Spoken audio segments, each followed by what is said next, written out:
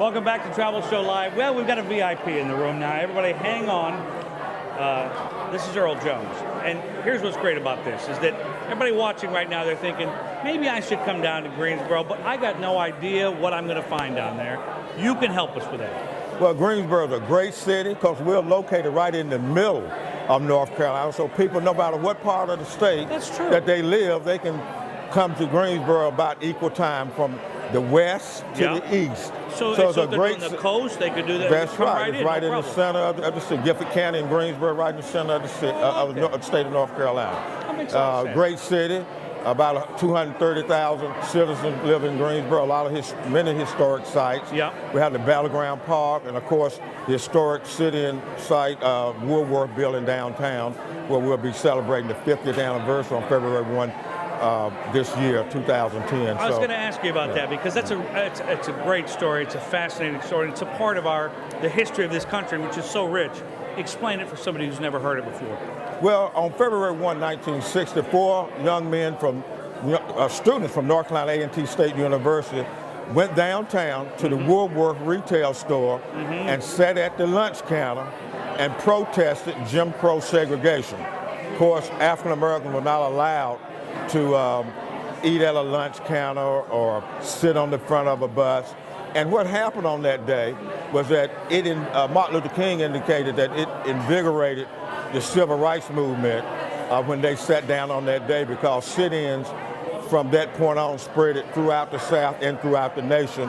And Reverend Dr. Martin Luther King attributed that one particular incident on February 1, 1960 in Greensboro, North Carolina, as the success for the civil rights movement. Now, see, that's the kind of thing that we have to stop and realize that event only happened one time in one place in the history of our country, which is kind of cool, and it happened right there. And they were going to tear that building down. Yes, of course, the Woolworth Corporation sales were declining. You know why that was? In 1992. Because the food was bad at the counter. I don't mind saying it right here. Check your facts. Well, I won't get into that. I'm just saying it. I'm not saying it, but I'm saying it. Whatever. But I used to eat breakfast over there. Breakfast, you can't screw up breakfast. That's easy. My office was right across the street, but I won't get. The breakfast was pretty good. Okay, all right, fine. But their sales began to decline, and probably for various reasons, perhaps. Maybe or maybe not. And they were going to turn that into a parking lot. Actually, First Citizen Bank owned the building, and they were going to turn that into a parking lot. And my co-founder, Skip Austin, and I got together and decided to purchase the building and establish City Movement Incorporated. And First Union Bank, who owned the building, donated the first money for us to purchase the building. Actually, they donated $50,000 and worked with us and gave us the seed money to help us get started to try to save the building.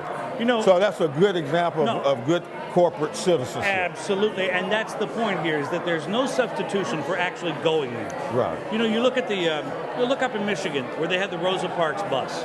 The actual bus, now it's been refurbished, repainted, and it's right there in the museum, and you can go and you can participate and learn about a part of history that will never be duplicated. That's true. And that place exists, which I think is fascinating.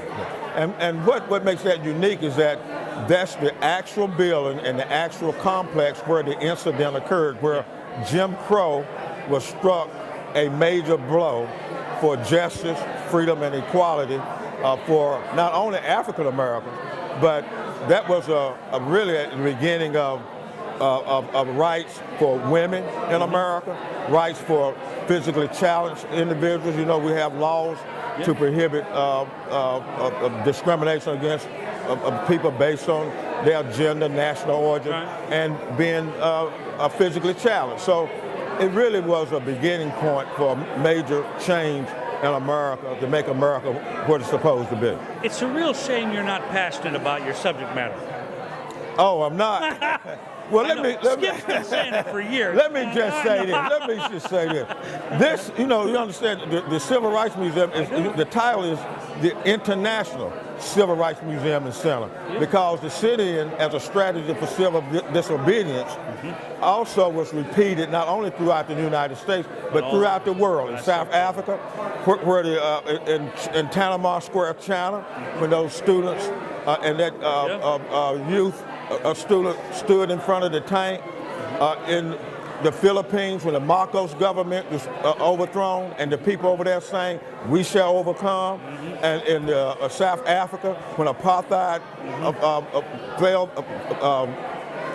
was overturned, and also what many people don't realize is that when the walls came down in Germany, those individuals utilized sit-ins as a strategy of civil disobedience to impact on accelerating that process. So there's a lot of history there, and we will feature aspects of that history, including the international aspect of it, as far as utilizing civil disobedience, nonviolent civil disobedience, to overthrow oppression and injustice.